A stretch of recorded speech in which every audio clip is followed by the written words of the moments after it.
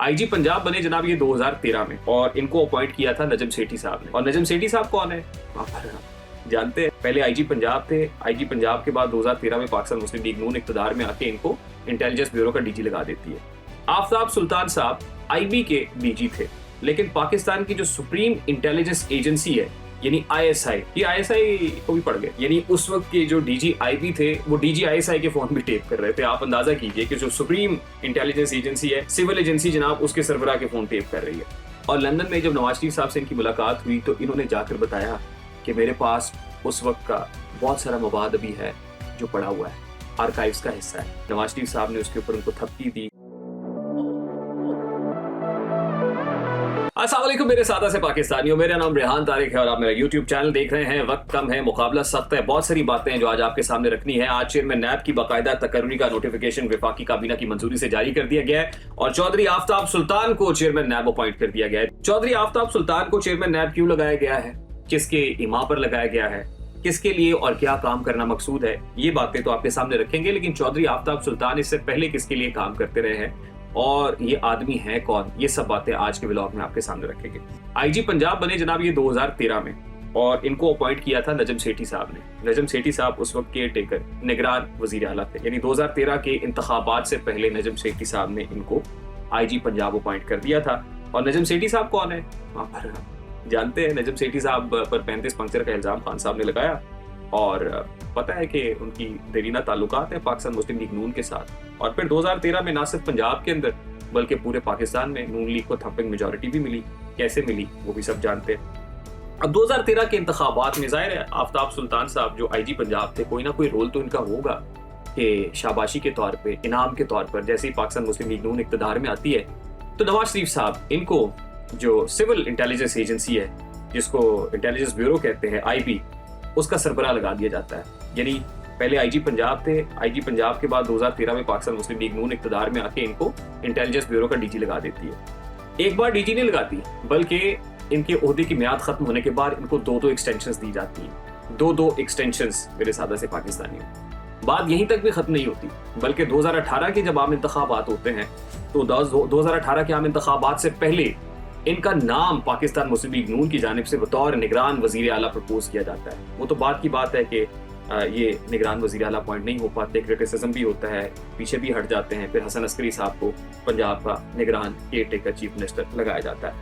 लेकिन 2013 से 2018 खैर बतौर आईजी पंजाब इन्होंने क्या कुछ किया वो भी सबके सामने है। नून लीग के दौर में बड़ी की पोस्टिंग्स इंजॉय करते रहे, करीब रहे, क्या कुछ किया वो भी सब जानते हैं। लेकिन 2013 से 2018 के दरमियान जो इन्होंने वारदात डाली वो बड़ी इंपॉर्टेंट है और बड़ी तवज्जो तलब है।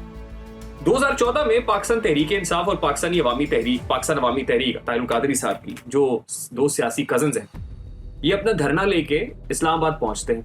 2014 का धरना बड़ा शोर आफाक धरना है। खान साहब ने 126 रोज का धरना दिया हुआ है, वफाकी दारुल हुकूमत को जैम किया। अब उस धरने में आफ्ताब सुल्तान साहब का क्या रोल रहा। आफ्ताब सुल्तान साहब आईबी के डीजी थे, लेकिन पाकिस्तान की जो सुप्रीम इंटेलिजेंस एजेंसी है यानी आईएसआई, ये आईएसआई को भी पड़ गए। वो कैसे, आपको पता है डीजी आईएसआई ज़हीरुल इस्लाम साहब जो आजकल पाकिस्तान तहरीक इंसाफ के जो PP7 में कैंपेन भी करते रहे, एक कर्नल साहब की, और फिर खुलकर सामने आ गए और बता रहे हैं और उन्होंने खुद ये कहा भी कि हमने तो पाकिस्तान तहरीक इंसाफ को बतौर तीसरी सियासी कुव्वत की प्रमोट किया था। सबको पता चल गया कि ज़हीरुल इस्लाम साहब का टिल्ट या इंक्लिनेशन वो पाकिस्तान तहरीक इंसाफ की तरफ कितना था। जिस वक्त 2014 का धरना जारी था ना मेरे सादा से पाकिस्तानियों, तो उस वक्त ज़हीरुल इस्लाम साहब डीजी आईएसआई थे, यानी आईएसआई के सरबराह थे। उन दिनों मुशाहिदुल्लाह खान साहब जो पाकिस्तान मुस्लिम लीग नून के मिनिस्टर फॉर क्लाइमेट चेंज थे, उन्होंने BBC को इंटरव्यू दिया और BBC को दिए गए इंटरव्यू में उन्होंने बड़े हैरत अंगेज इंकशाफात किए। उन्होंने ये बताया कि 2014 में 28 अगस्त 2014 को जब धरना बड़ी आबोताब से जारी था, नवाज शरीफ साहब उस वक्त के आर्मी चीफ जनरल रहील शरीफ से मिलते हैं और रहील शरीफ साहब को कुछ ऑडियो टेप्स सुनाई जाती हैं। वो ऑडियो टेप्स उस वक्त की डीजी आईएसआई ज़हीरुल इस्लाम साहब की होती हैं, जिसमें ज़हीरुल इस्लाम साहब किसी को इंस्ट्रक्शंस दे रहे हैं और वो ये कह रहे हैं कि आपने कियोस क्रिएट करना है वफाकी दारुल हुकूमत के अंदर, आपने इंतशार पैदा करना है ऐसी बदनज़मी पैदा करनी है कि जिसके बाद प्राइम मिनिस्टर हाउस में पहुंच के वजीर आजम को वहां से निकाल के वजारत उज़्मा पर कब्जा करने की राह हमवार हो सके। और फिर आपको याद है कि पाकिस्तान टेलीविजन के ऊपर पाकिस्तान तहरीक इंसाफ के लोग उन्होंने धावा बोला था, उस पर कब्जा करने की कोशिश की गई थी, वो भी इसी प्लान का हिस्सा थी। और फिर उन्होंने ये कहा कि सीसीटीवी कैमरास के अंदर 2 गाड़ियां भी देखी गई और उन 2 गाड़ियों के अंदर भरपूर असलहा था, 25 क्लाशनकोफे थी ईच गाड़ी के अंदर। अब ये सब बातें मुशाहिदुल्लाह खान साहब 2015 में करते हैं, बीबीसी को इंटरव्यू देते हैं और बताते हैं कि 28 अगस्त 2014 को जो आर्मी चीफ के साथ मुलाकात हुई थी वजीर आजम नवाज शरीफ साहब की, उसके अंदर जो टेप्स सुनाई गई थी और उसमें रहील शरीफ साहब ने ज़हीरुल इस्लाम साहब को बुलाया भी था और उनको ये सुनाया था और उसके बाद कहा था कि आप ये सुनिए। और उसके बाद ना सिर्फ ये कि सुनाया बल्कि ज़हीरुल इस्लाम साहब ने बताया कि जी ये मेरी आवाज़ है, ये बिल्कुल ठीक बात है, जिसके बाद बड़े गमो गुस्से का इजहार किया गया और उनको उस मीटिंग से भेज दिया गया, क्योंकि उस मीटिंग के अंदर प्राइम मिनिस्टर भी थे, उस मीटिंग के अंदर आर्मी चीफ के सरबराह भी थे, उसमें DGISI थे। खैर हुआ क्या, वो फोन टेप कहाँ से नवाज शरीफ साहब के हाथ लगी, वो किसने दी?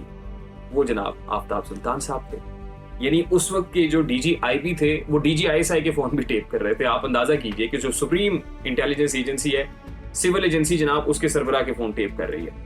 How interesting. यानी आफ्ताब सुल्तान साहब प्योरली पाकिस्तान मुस्लिम लीग नून के राइट हैंड है, दस्ते रास्त है नवाज शरीफ साहब। अब जब इन्हें चेयरमैन नैब अपॉइंट किया गया है तो इनकी बड़ी इंपॉर्टेंट मुलाकात हुई लंदन में नवाज शरीफ साहब के साथ। और लंदन में जब नवाज शरीफ साहब से इनकी मुलाकात हुई तो इन्होंने जाकर बताया कि मेरे पास उस वक्त का बहुत सारा मवाद अभी है जो पड़ा हुआ है, आर्काइव्स का हिस्सा है, और अगर मुझे चेयरमैन नैब लगा दिया जाए।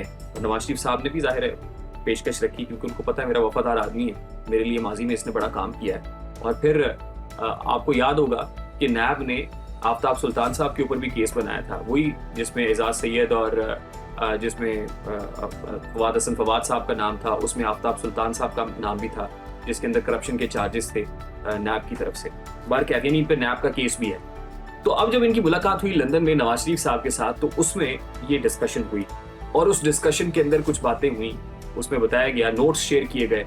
आफ्ताब सुल्तान साहब ने बताया कि मैं अगर इस अपॉइंटमेंट पे हूँगा तो मैं आपके लिए वही काम करूँगा जो मैं माजी में करता आया हूँ। यानी नवाज शरीफ साहब ने उसके ऊपर उनको थपकी दी, शाबाशी दी और कहा कि जाओ नैब के अंदर जो रिकॉर्ड पड़ा हुआ है, जो हमारे केसेस चल रहे हैं, एक तो आप उस रिकॉर्ड को मुंतमिल करेंगे, उस रिकॉर्ड को आगे पीछे करेंगे, मेरी वापसी की राह हमवार करेंगे, हम पर से जो नैब केसेस हैं उनके जो बादल हैं वो छटेंगे, और फिर जो नए केसेस हैं वो भी तैयार करने हैं। वो केसेस किसके अगेंस्ट होंगे वो आप सब लोग जानते हैं। पॉलिटिकल अपोनेंट्स कौन है? नवाज शरीफ साहब के, यू नो वेरी वेल। तो आफ्ताब सुल्तान साहब की जो सादा सी हिस्ट्री है मेरे सादा से पाकिस्तानी में, वो मैंने आपके सामने रखी है।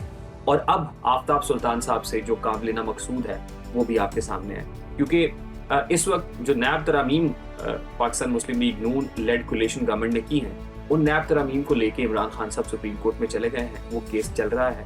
अब क्या नैब तरामीम स्टे करती हैं या उनको रिवर्स कर दिया जाता है, ये तो सुप्रीम कोर्ट की तरफ से फैसला आना है। लेकिन चेयरमैन नैब जब पाकिस्तान मुस्लिम लीग नून का होगा और आफ्ताब सुल्तान जैसा आदमी होगा तो आप कुछ भी कर लें, अगर नैब तरामीम को रिवर्स भी कर देंगे तो इसका नुकसान कौन उठाएगा? यकीनन इमरान खान साहब उठाएंगे, पाकिस्तान तहरीक इंसाफ उठाएगी, नवाज शरीफ साहब, आसिफ अली जरदारी साहब के पॉलिटिकल अपोनेंट्स उठाएंगे।